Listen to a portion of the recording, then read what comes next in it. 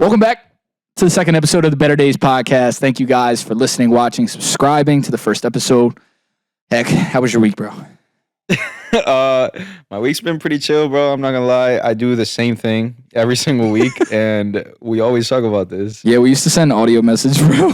We had to stop sending the audio messages because all we did was send the same thing every day. Yeah. I felt like you broke up with me when you did that. I know. We'll get into it at some point because it was really interesting, that whole journey that we went through. I'm so butthurt. It felt like you got better, and I was still going through what I was going through, and you broke up with me, and I was just left by myself in my thoughts. But yeah, I mean, bro, we were okay. So I don't know how many people send audio messages, but I'm pretty sure it's not normal for you to send not at all 9, 10 minute, 12 minute.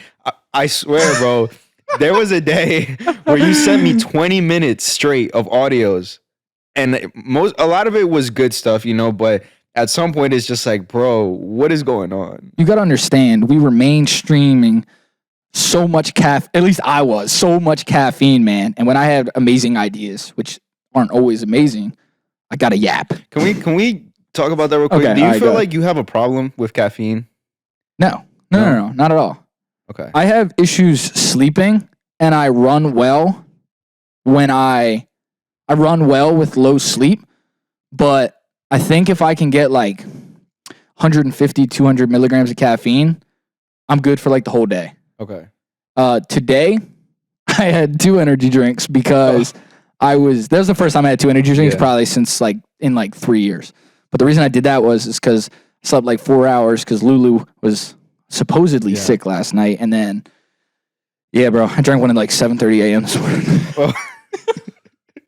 Yeah. I mean, I asked because I don't feel like I have a problem anymore, but I definitely did, I feel like our worst, people don't know this, but you remember our worst point was when we were taking an energy drink which was the highest once was 300, the Reigns. One at like right before we worked out at noon, one after we got outside of the gym because we were tired. So like, all right, let's drink another one.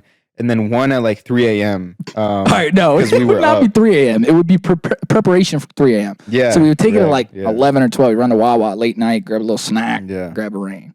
That's 900 milligrams of caffeine. Yeah.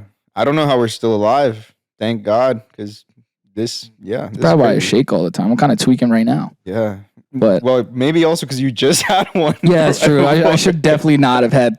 That was only 200, I think. Yeah, it was chill. Maybe. I'm chill. I don't know. Yeah. I mean, I guess it's been like almost 12 hours, so it's not too bad. But yeah, we used to have an issue with caffeine. I think you had a worse issue than I did. Oh, I for sure did. I was just telling you that there was a point where no matter what I did, I needed to have an energy drink. I was like, if I was going to hang out with my friends, I needed to have an energy drink. If I was going to the gym, obviously. If I was going to literally do anything that required, I guess, like social interaction, I needed it because I felt genuinely like a drug addict. I was like, I need this. It was your liquid courage. It was like when people have to get a drink, a couple shots before they go to the bar to talk to girls. It's you, but you just needed to be a human. Yeah, and I don't think people really realize how much, I guess, like, how much of a problem caffeine can become because it's in everything, bro. Like, literally in everything. And also, I don't know if you saw when we were in Panera Bread the other day, their drinks have a ridiculous amount of caffeine. You know people died from that? Yeah, I've heard. Crazy. It's literally more than what like the cans in the grocery stores allow, like the highest, even our pre-workouts that we specifically got because we're like, okay, we need the most amount of caffeine in this. You want to talk about Dr. Steve? Yeah. Before the gym, I used to prescribe it. We'd have like 4, I don't know why we had 4 different tubs of pre-workout, but 4 different tubs of pre-workout. We'd throw like scoop there, half a scoop here, scoop there, and then tweak out. And then we'd have to use the bathroom while tweaking out before we could even start the workout. Yeah. But it was crazy. It was a wild time.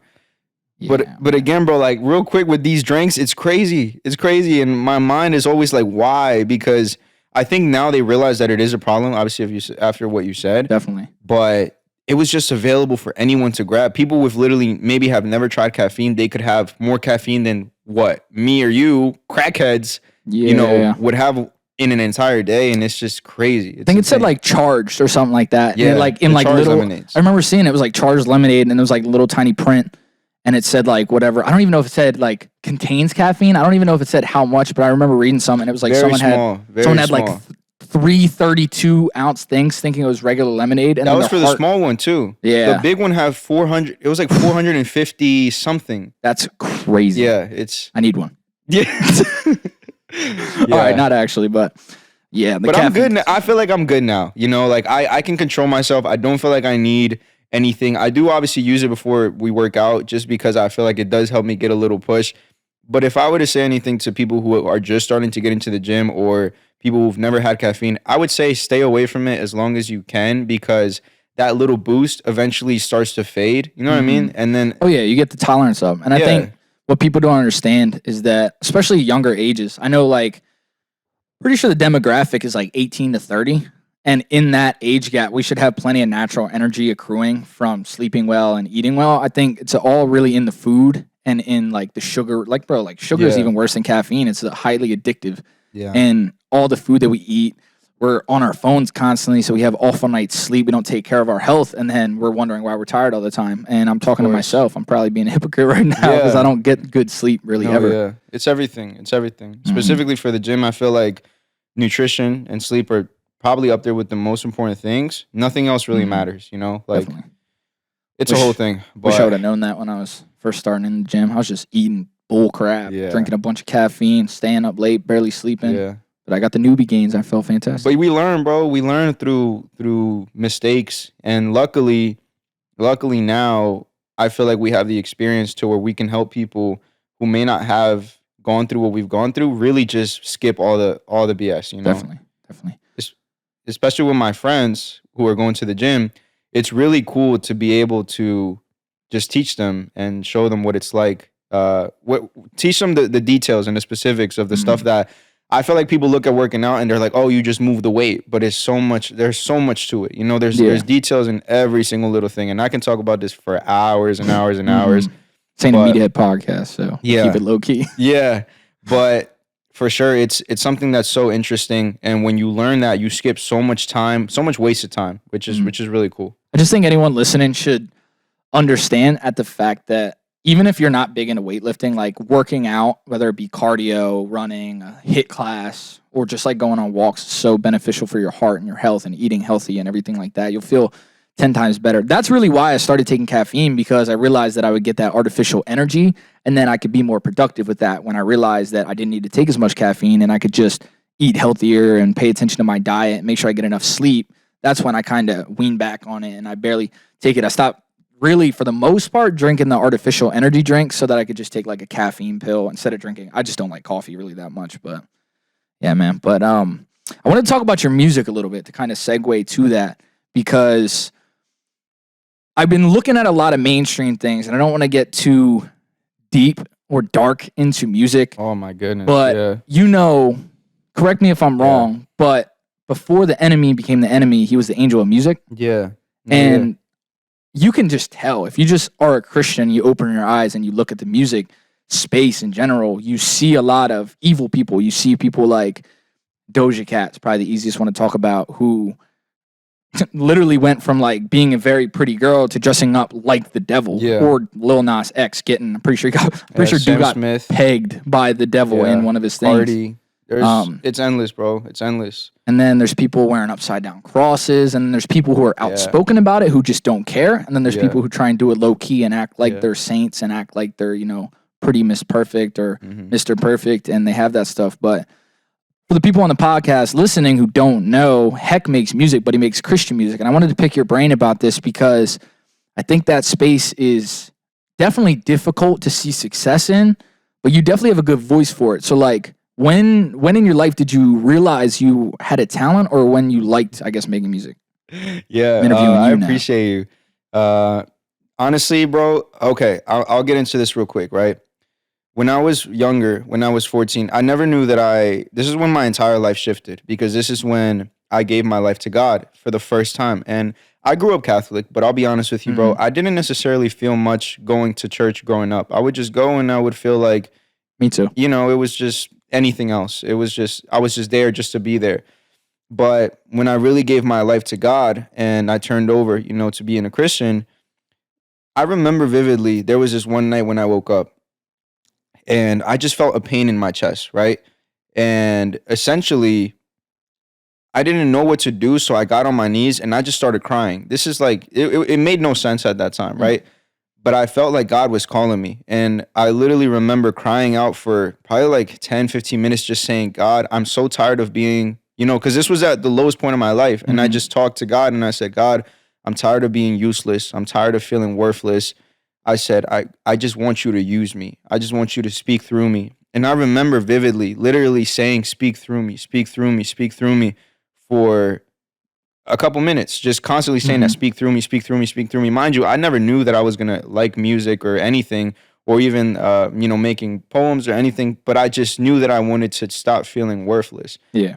Then after that, there was like a little video that I made. It was a little poem that actually did pretty well back when Instagram wasn't what it is today. It was years ago.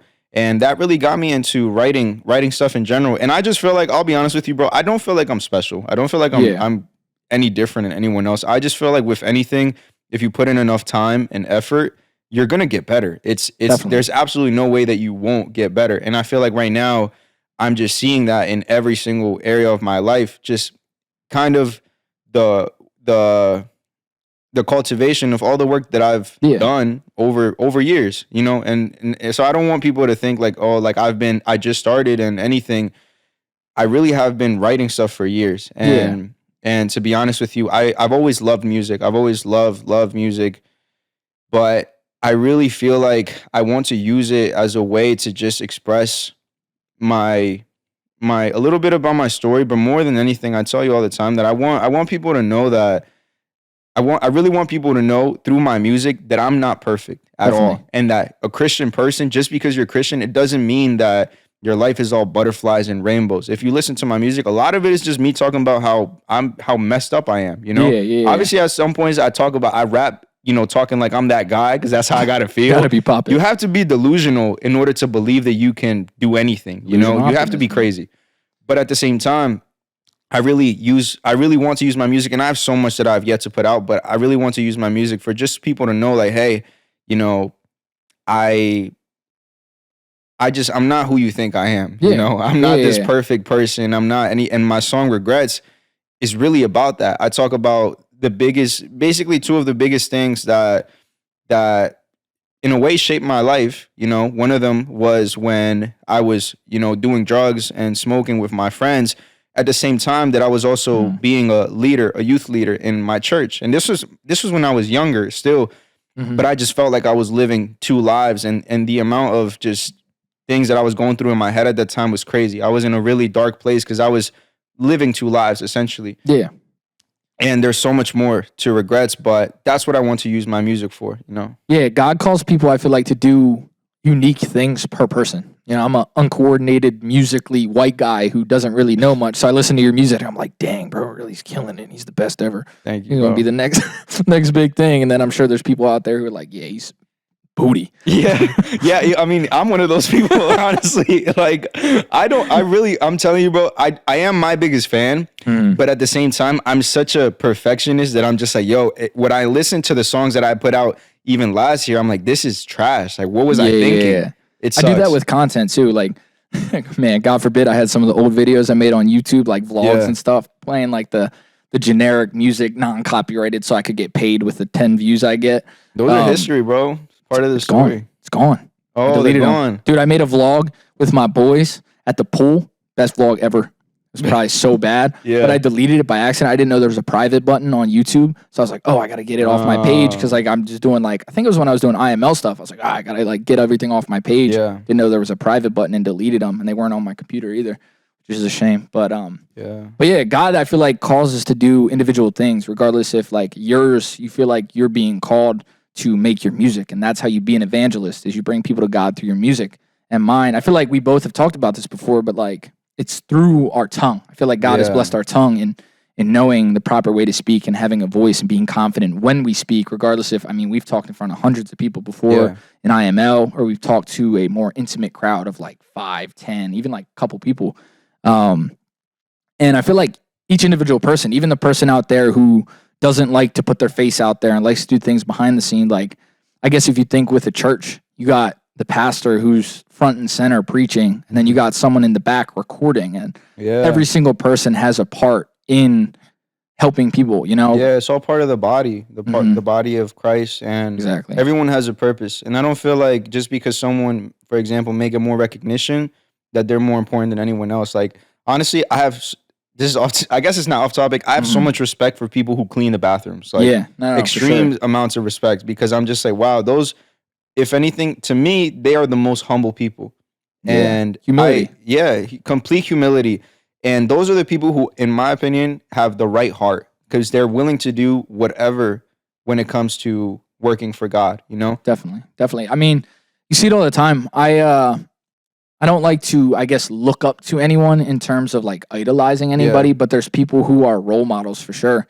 And I see a lot of people who serve in the military. People who, I remember hearing this story about someone who won the Medal of Honor, which is like the highest that you can get in the military. And he went back to like boot camp and was cleaning the bathrooms, like you said. And they didn't even, like, all the cadets and everything didn't even know until like randomly they saw it in his locker or something one day. And it's just like, it's kind of testimony, no matter how high you get, no matter how much money you make.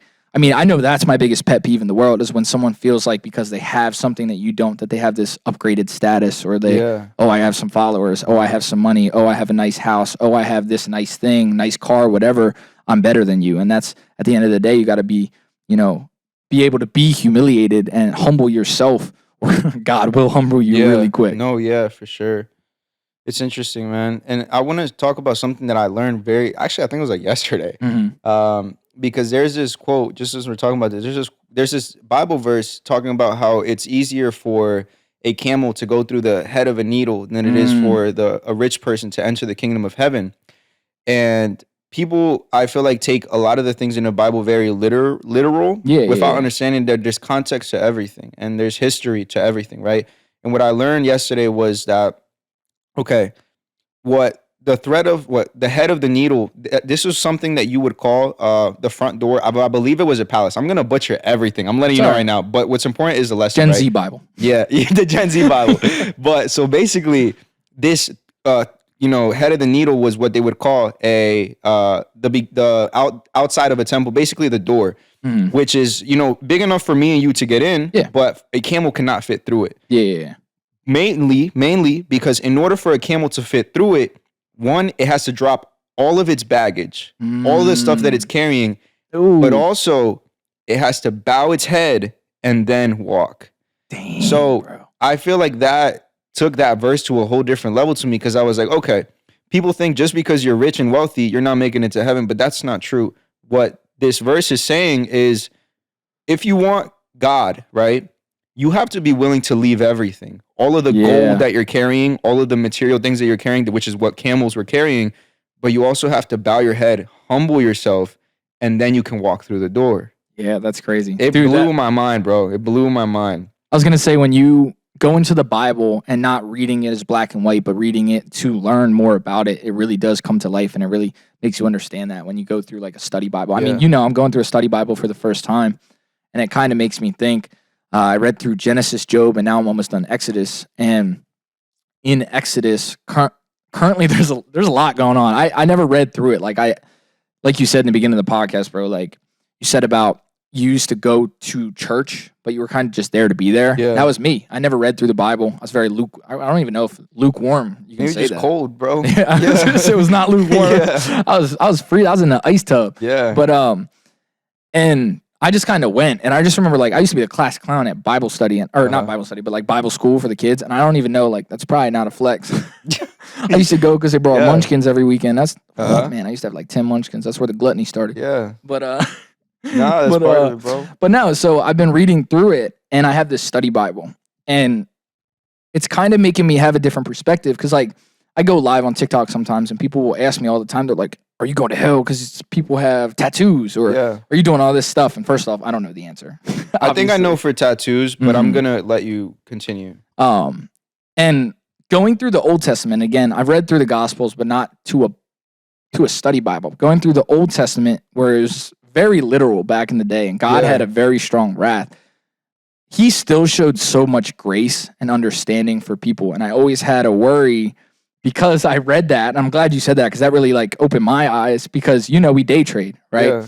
And there's no deeper meaning to day trading. Obviously, you're going to master your mind and be disciplined, but like you're trading to make money. Yeah. And it's one of those amazing things because it's you versus you, right? It's you versus the markets and you're tapped in with your mind.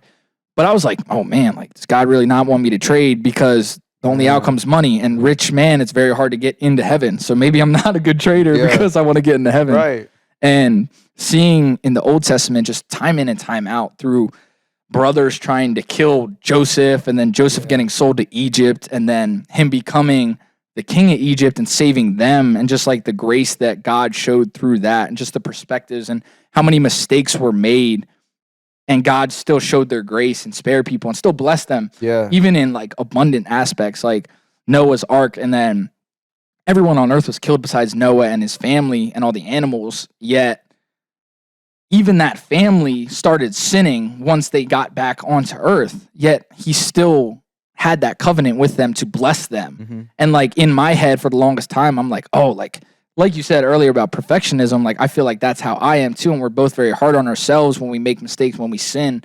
But being able to see that people did that and he had grace to them is just an example for us. Obviously, it doesn't give us an excuse to do things, be like, oh yeah, it's all right, God's got me. But no, and bro, I don't get it. I tell my friends all the time, that's the most beautiful thing about God's love is that you will not understand it. You will look at God and you'll be like, okay, God will forgive you for literally everything that you do. And he will love you. He will love you through everything, and never look at you differently. But the thing is, I always tell my friends, like, it just doesn't make sense to me, But that's why I feel like it's so interesting. His love is just, it's forever. It's endless. And but at the end of the day, it's not like it's there, just for you to trample all over. Like, this is the thing about the Bible or about God. I feel like it's just, if you want a life with God, you are going to have a life with God, and that's what free will is. You can choose to have a life with him. But at the same time, if you want a life without him, then you will have a life without him. Yeah. And you will see what a life without him is. And it's dark, bro. Like, it's insane. I've seen both sides, like really both sides of what it's like to live with God and what it's like to live without God. And I feel like without him, it's just a dark place. There's nothing good that ever comes out of it, honestly. So that's why I always find myself just crawling back. No matter how far I go, I'm just like, man, like I need to change. I need to change my ways because none of these things that I'm chasing, if it's not God, none of it is fulfilling. It just leaves you empty. Yeah, the craziest thing about God's unconditional love is the fact that you can start drifting through life. And I want to talk about that a little bit more, not even necessarily biblically, just in general through things that we've been through. But the beauty behind God's unconditional love is he's a father to us. And just as sometimes we yell at our parents, or, well, I don't, I got my dad would have beat my ass. But just as a lot of people yell at their parents. You're not the typical white person then. No. My mom was sweet. My dad would beat me. Okay. Nah, he wouldn't actually beat me. That's good. I would be scared of him. That's good because now you get a taste of what Hispanics have to go through, bro. We can't say nothing. We can't say a single thing. And then because we're going to just end up in heaven if that's the path that we chose. But I'm glad that you at least got that, bro. Because my thing is, I don't understand how some people can just disrespect their parents and just feel okay with it, but also not receive any repercussions. Like if my kids ever do that, I promise you, they will not see the end of the day. Well, they will, but barely. At least, okay, maybe my boy. Okay, this is off topic, but for my guy, I don't know what you want to do. For my son, whenever I can have him, I want to turn that man into a warrior. I want to like basically how back in the day, like the Spartan warriors used to train. That's how he's gonna train. Just creatine out the womb. Yeah, protein, creatine, everything, bro. Like I'm creating a warrior, and if he thinks that things are sweet in his life, I'm gonna push him down, and he's gonna have to find a way back up. I need when Brayden and I have a kid down the line, and she's pumping the breast milk, and it's my turn to feed the baby. I'm going boom, way isolated thing. Yeah, exactly. That thing. But no, all jokes aside, I think raising a kid, like I like the way I was raised. And we can talk about the way you were raised if you enjoyed it or if you feared it or whatever. But I had a perfect mix behind my dad being more strict and I thought he would beat my ass. He never even did, but I thought he would, just because he had that like deep, scary voice. Called it the Glenn Mills voice, because he used to work at a I think it was a detention center or something like that. And I was like, all right, he can beat them up. He can beat my little 8-year-old ass up. But then my mom was empathetic, so I had the middle, and that's why I'm very empathetic. But I also can get stuff done. But I think raising children properly and allowing them to be tough, I feel like the world just keeps getting tougher. Yeah. And if you can raise them the proper way for them to obviously be empathetic, and I think that really comes through your faith, being empathetic and understanding that people haven't had as good of a life as you, or they've gone through things, and you just have to be empathetic towards them, regardless of what they've done, even if it's been some really, really dark things. But also allow them to be tough and allow them not to rely on anybody else for success or for happiness besides God. And then allowing them to be tough, and the David Goggins route. And obviously I'm joking with everything that I'm saying about my son, but in a way, I do want to prepare my son and my daughter for whatever I have. I want to prepare them for the world. This world is not easy. It doesn't treat you right. It doesn't really care about you. Like you really have to learn how to maneuver through hardships. And if there's one thing I want to teach my kids is that, but also this is one thing that I've always thought about when I, with the things that I've gone through in my life. I want to teach my kids this one valuable lesson, that anything that you want to do, you can do it, but you need to work very, very hard. You can achieve anything that you want, but it doesn't matter how bad you want it. It doesn't matter how talented you are. If you aren't willing to really put in that work and essentially sacrifice, whatever it is that you have to sacrifice, then you can forget about having whatever it is that you want. Everything worth having in this life is going to take sacrifice and is going to take everything. But one thing that I don't want my kids to get wrapped up in is thinking just because I'm not talented, quote unquote talented, or just because, someone else is better than me, doesn't mean that I can't be better than them over time, Hard work beats talent every time. All the time. Hard work beats talent, because you could have someone who's naturally talented who goes and parties and goes out and does all these things and wastes their life away. And you could have someone who might not be the most athletic, might not have the best genetics, but they work hard, they get in the gym. I mean, I know you might not be a basketball guy, but Kobe Bryant was the perfect example. He was in the gym before everybody and after everybody, and he sacrificed so much. But that's like the price that you have to be willing to pay if you want to see those above average results. I mean, we say uncommon amongst the uncommon, and that's a very rare thought process, but you want people to question and make you feel like you're a little crazy. You know what I mean? And that's kind of how I want to raise my kids, because I wish I would have gotten into this way of thought earlier. And I'm sure you're probably the same way. I wish I was doing a lot of this more, because the discipline would have been way better from a young age, from, I guess, birth till like 20. My just discipline was all over the place, didn't eat right, didn't work out that much. Like, I just didn't do any of that.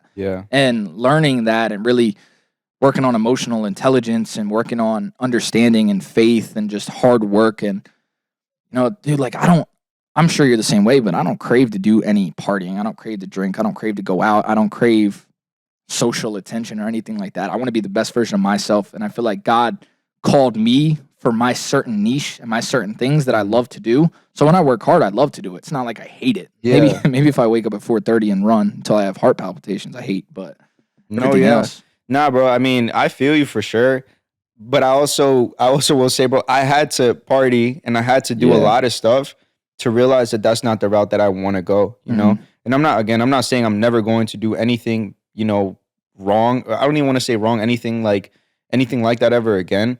But I will say that your heart in a way knows what's right and what's wrong. And discernment. And I feel like most of the time we just have to realize that the decisions that we make every single day are either pushing us forward, like propelling us forward, or they're holding us back, or they're making us walk backwards. There's no such thing as, I feel like, staying in the same place, because you're always moving, It's like a treadmill. It's constantly moving. Life is constantly moving. And if you don't run to get ahead, you're never going to get ahead. If you're just walking on it, you're going to stay in the same place.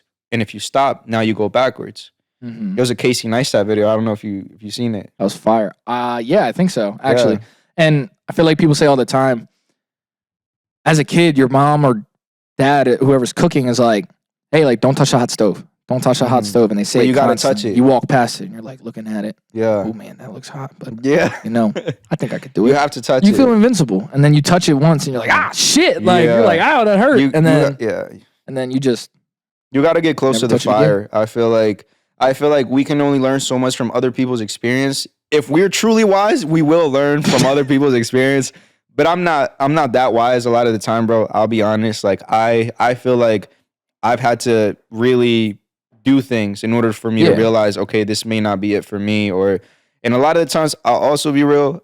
God has had to really pull me, drag me away from people, relationships, social whatever groups, so that I can realize, yeah, this ain't it for me. Well, I think sometimes we pray a lot, right? Yeah. We'll pray like, God, I want this. God, I'd love to do this. God, I want my brain to think like this. God, I want my brain to think like that. And then he leads us in a direction, and then we kind of look to the side, and we're like, but let me go over here real quick. Yeah. And God's like, no. Yeah. And then you're like, all right, God, cool, I'm gonna walk forward, and you look to the other side, and you're like, oh, I'm gonna go over here, and you're like, God, I want to be the best rapper in the world. I want to be able to lead people to you through music. And he's like, all right, cool. Like, I'm gonna isolate you. Yeah. And then you're like, maybe I should go out and party. Or like, oh, I wanna really take over social media and start a podcast and do things on TikTok and YouTube and do all of this.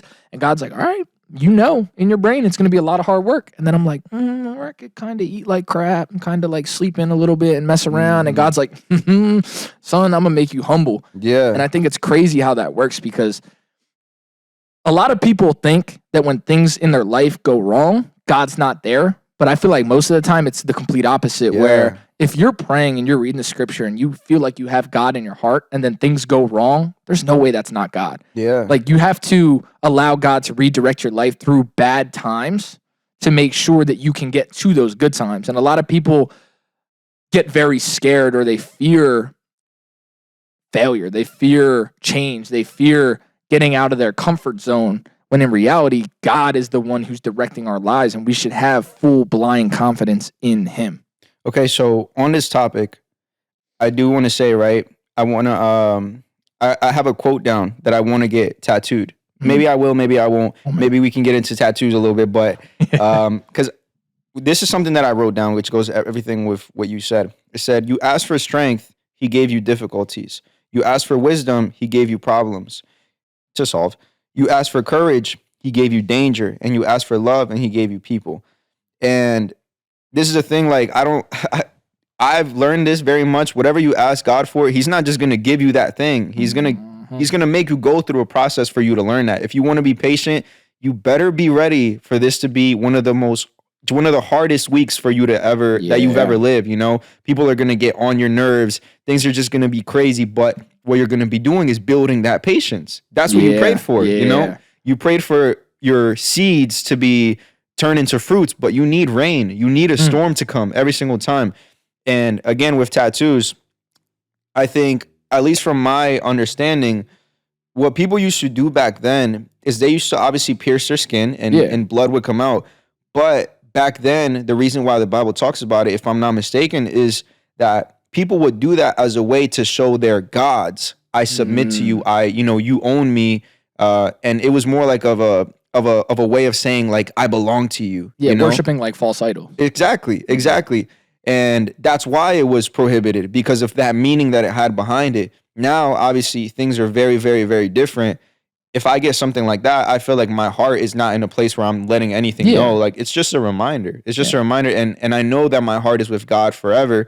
So that's what I feel like is the real meaning. But behind a lot of things is just, where is your heart, Yeah, there's no way that if you get a tattoo as a tribute to God and your faith, that he would have an issue with that. I refuse to leave that. Like, the God that I know is such a just God, and he has such a kind heart, and he sent Jesus to die as the last sacrificial lamb for our sins. So there's no way that he would be that judgmental. I mean, we are created in God's image, so there's no way that doing things with the proper intentions, you just have to take a deep dive at your heart and see, because there's no way. I can't really back it up with the scripture. I haven't read that deep into it. Seems like a very old school, again, like we talked about in the beginning of the podcast, like black and white. Like, people read it and they're like, oh yeah, you can't have a tattoo, you're going to hell. Yeah. Well, I know some of the pinnacle Christians who are very, very faithful, have tattoos. There's no way they're going to hell. Yeah, and it's just I feel like it comes down to, again, like I said, where your heart is at. But what people don't realize is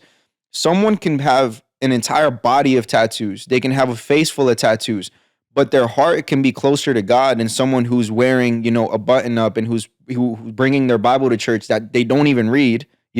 That's the whole thing about the looks on the outside. None of that matters to God. He sees me and you for what we are on the inside. This outside, how we dress, what we look like, none of it matters. None of it matters to him. What matters to him is where your heart is at. And that's why you can look at some people who you might think are really, really close to God, but they're as far as you can possibly be. And you can look at some people who might look like, you would never expect them to talk about God, but their heart is right there with God. They're the most loving people you will ever meet. And that truly is, I feel like, the message of what Jesus, Jesus came to do is he came to break down those walls of just religion, and a lot of people get that confused between religion and what we call a relationship with God. Religion, in my like perspective, is a lot of the stuff that comes through tradition, things that we've been doing for years or centuries. But a relationship with God is so different. It's so different because you don't need the four walls of a church. You don't need to dress any specific way. You don't need any of that to have a relationship with God. Really, all you need to do is just say, God, like really have a heart open to God and say, God, I want to know who you are. I really want to know you. I would really just, if there's anyone who doesn't know God, bro, all I really tell them is, hey, ask God to reveal himself to you. Tell God, if you're real, then show me. And just watch. Yeah, I was going to say, Pete, that's such a common question that I get. And it's difficult because it's not a open answer. A lot of people ask, like you said, like, God, like, how do I know God's real? Or someone who's an atheist, but they're like, I'm open. I'm open to hearing what you have to say about God. And the best part is, I'm like, there's nothing I can say. Open your heart to God and actually be open. He'll make himself known. Yeah. I dare you, like, read the scripture. Read something, pray a little bit, just open your mind, and God will make himself known. Like, he's the Almighty. He knows all. He creates all. He knows everything. Like, that's all that has to happen is opening your heart to God and allowing him to work. And like you said, he'll show himself in crazy ways that you can't even imagine. Very crazy ways, bro. I did want to segue a little bit, kind of talking more flesh and talking about, because you were talking about how Christians, some look like they would be that stereotypical Christian, and they're further away than someone who might not look like they're even Christian at all. Yeah. And I want to talk about the flesh desires of wanting materialistic things and wanting to go out and look cool for people versus making sure that you're taken care of. And I kind of want to talk a little bit about being a man in the traditional sense, because I feel like the last 2 years of my life, I've been able to mature more than I had in the last 23 years of my life. And we were like this when we were in IML and we were doing a lot of things. We had wrong mentorship, essentially saying that we should seek materialistic things. And you should be going to the club and throwing ones and having a cool sports car and acting like you're making money. They literally would say, fake it till you make it, like act like you have money or act like you have this, and people will join your team and you'll make money and you'll do all of this. And obviously you and I both have seen it destroy people.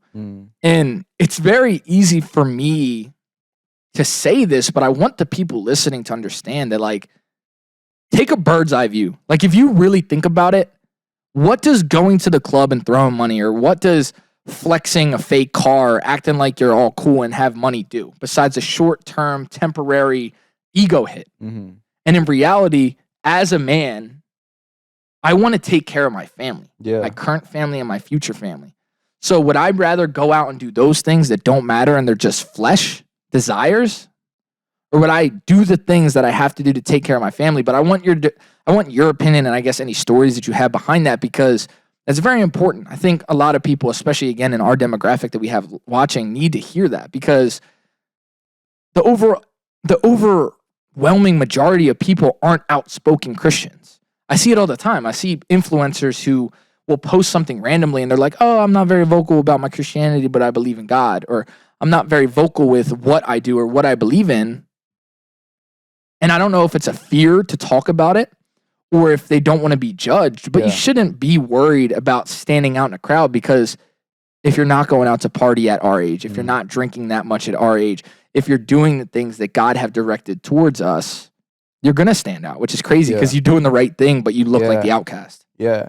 No, for sure. I mean, with that specifically, with, for example, living a disciplined life, with just living a life that's for the long term rather than the short term, it's not a fun life most of the No, time, you know, not at all. like, you know, Sucks. you really just, you follow a meal plan, you work really hard, you Yeah. pray, you read the Bible, and it's not a very exciting life most of the time, but it's very fulfilling, you know, in Mhm. my opinion. You feel so much better than doing the other things.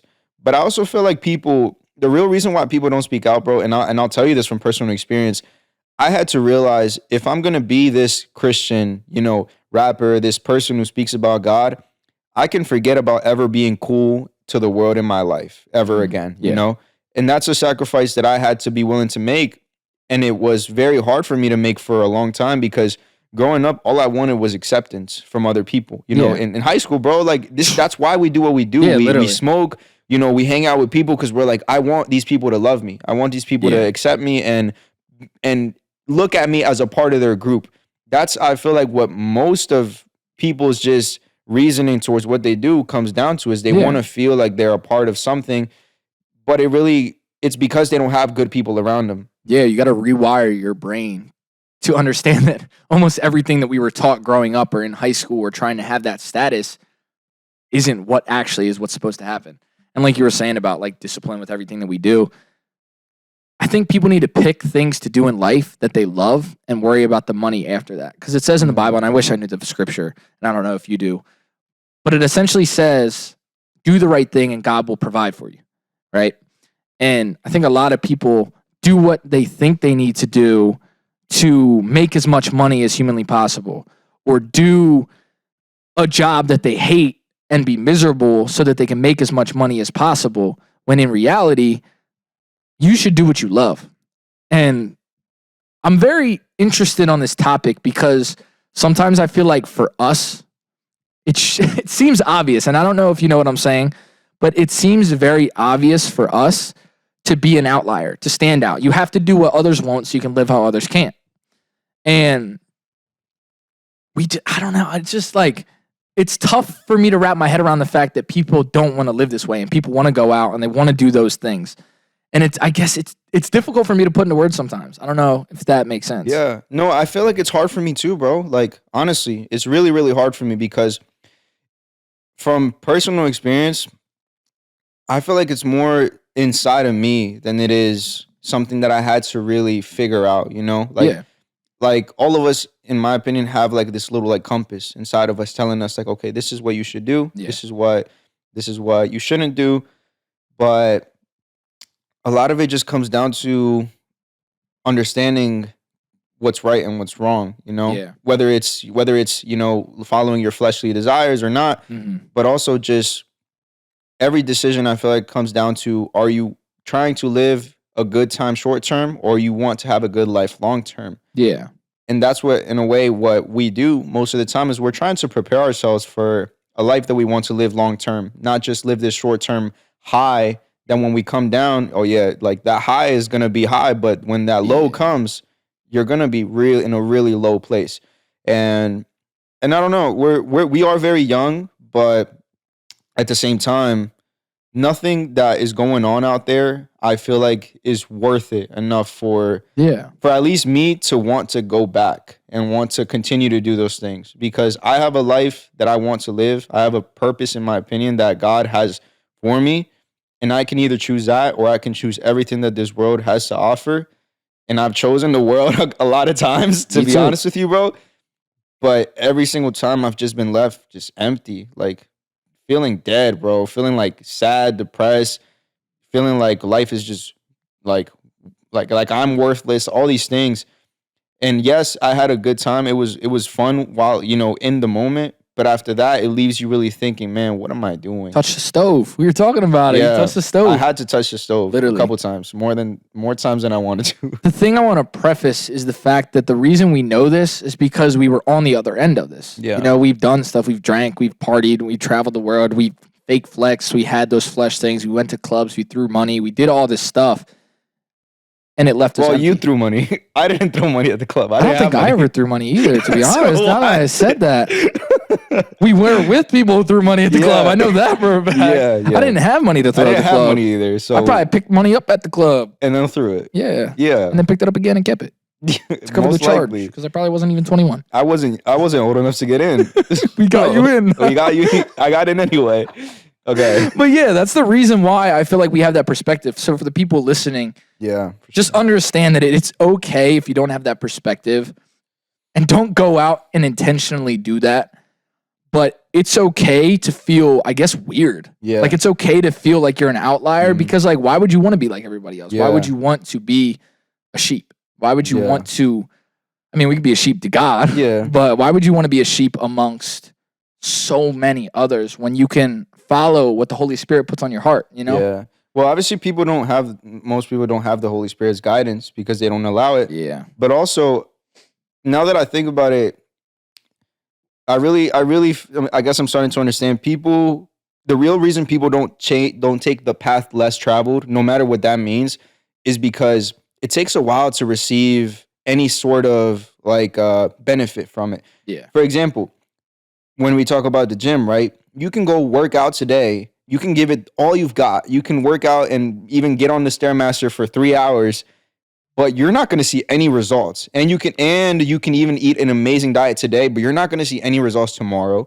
You're also not going to see any results the next day or the day after that. It really takes weeks before you start to see anything. Maybe even months sometimes, depending on what that means, right? Depending on whether we're talking about working out or whether we're talking about starting a business, starting a podcast, making music, anything. It's just like you really have to go through that path, go through that time where you're going to receive nothing back. Yeah. But all of the work that you're putting in is being seen, you know? Yeah.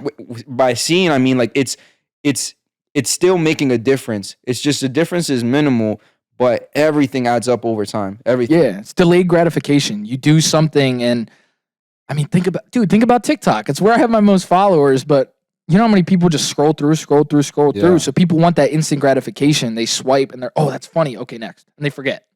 Or they do, like you said, go to the gym once, and oh, okay, like, you know, I'm still kind of tubby, or I'm still really skinny, and I don't have that muscle. And it's the road less traveled. But the challenge for everybody is don't be average. Do what others won't do. Put yourself in a position to be uncomfortable, to go to the gym more than you ever have, to eat better than you ever have, to do things that others won't.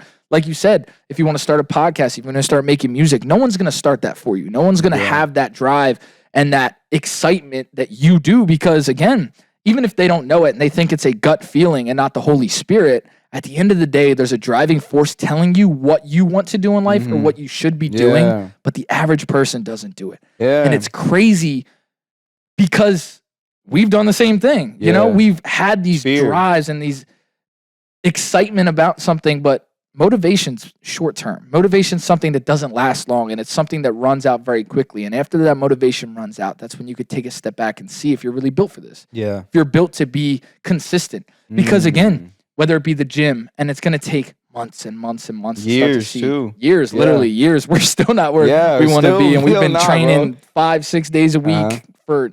You can't even hit legs, so you've been training upper body as much as you can, and I'm still not there.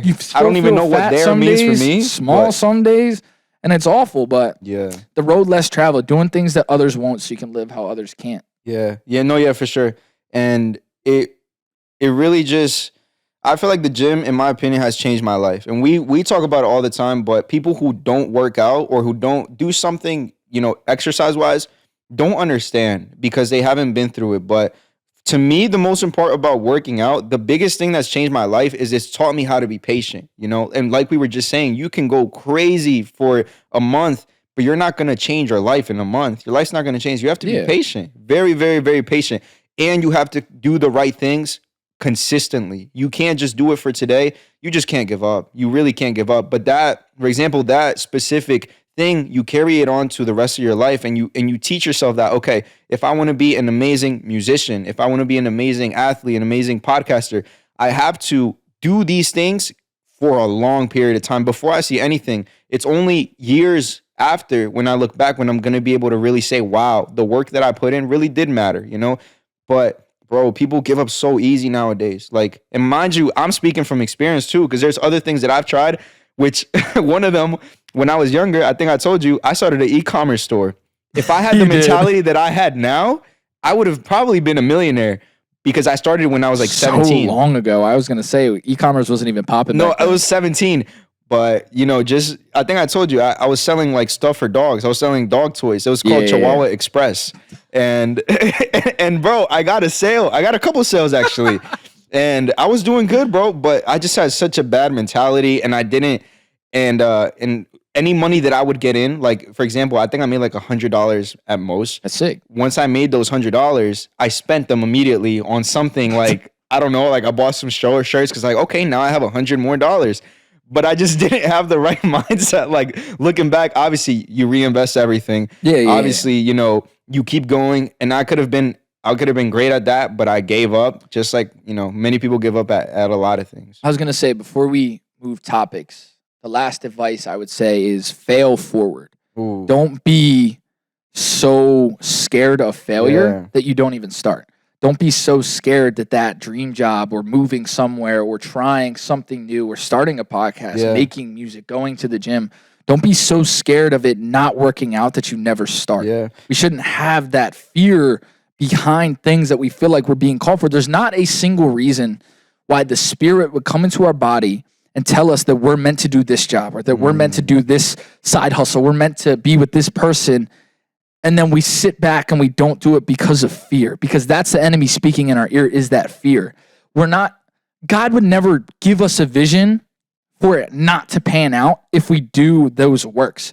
Faith without works is dead. And if you're so fearful of failing and you're scared to fail, then you're never going to start and you are going to fail. And it's kind of crazy. You could be so scared to fail that you fail yourself when God has the blessing and the road mapped out ahead of you, and all you have to do is take that first step and fail forward. So for younger or older audience listening, don't be scared of failure. Every time you fail, you're closer to success. You learn a way that is wrong so that you don't do it again. When we talk about our trading, when we talk about the podcast, when we talk about content, when we talk about music, you just said in the beginning of a podcast that you didn't like your initial music.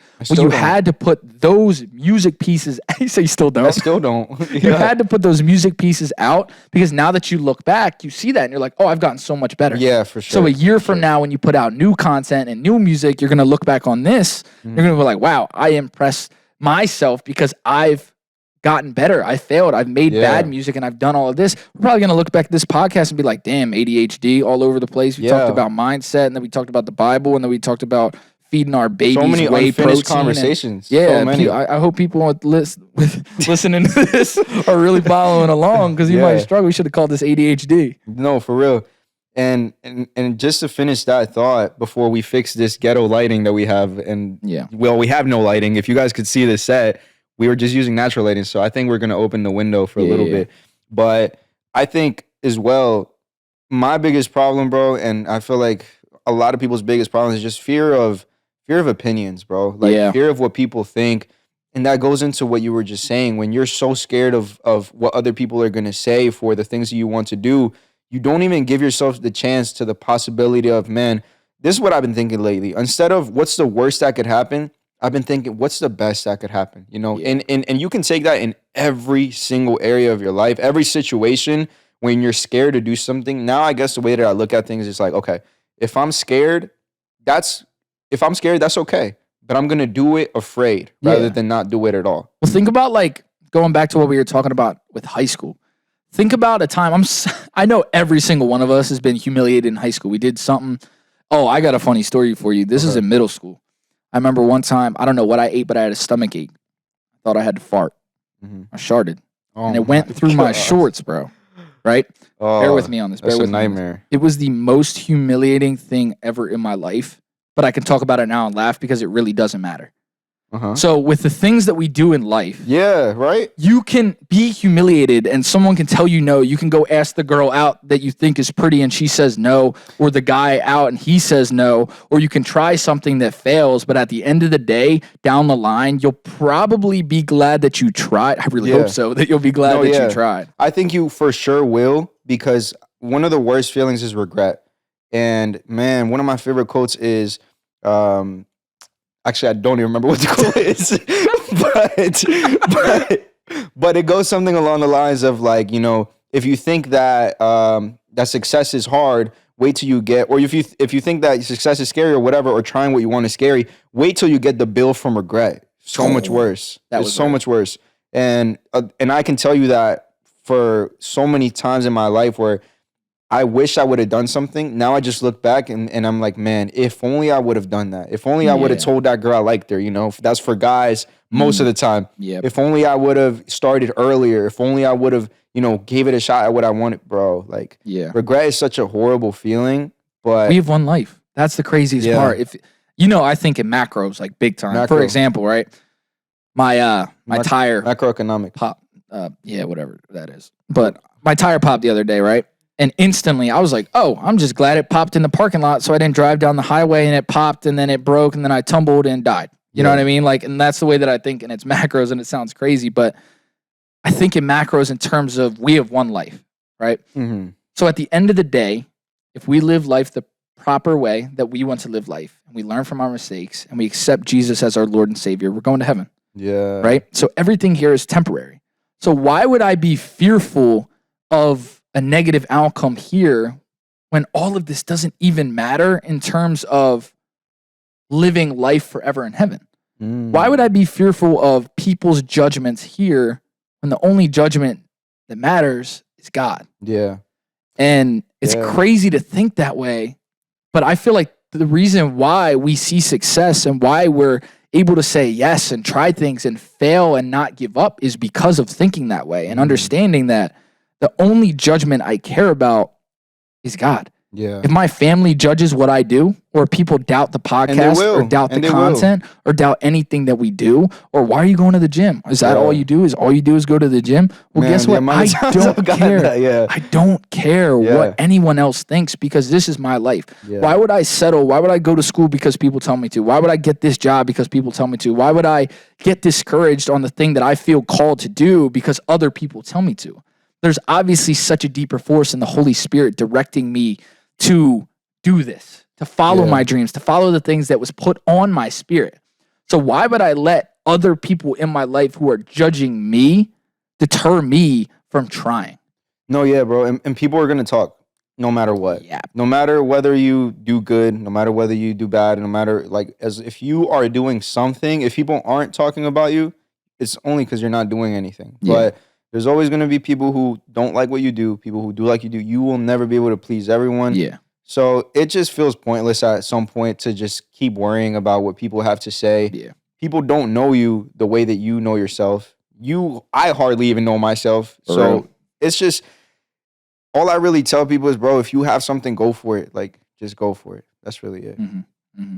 All right, let's fix this ghetto light. Yeah, let's do it. Word from our sponsors. We don't have any. Yikes.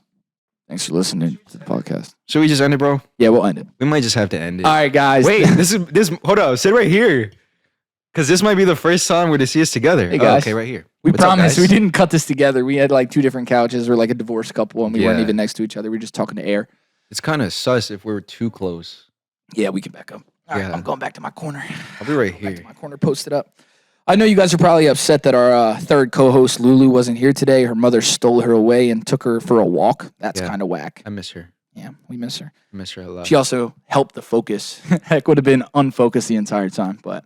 True. Anyway, guys, we're going to wrap up the podcast here. Thank you guys for listening to this. This was quite the Yap Fest, but I feel like we got some pretty good topics across. But I appreciate you guys taking the time to listen. Thank you, guys. Make sure you subscribe, you listen, follow.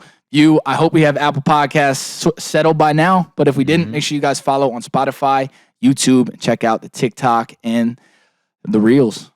Yeah, we'll see you guys next Tuesday.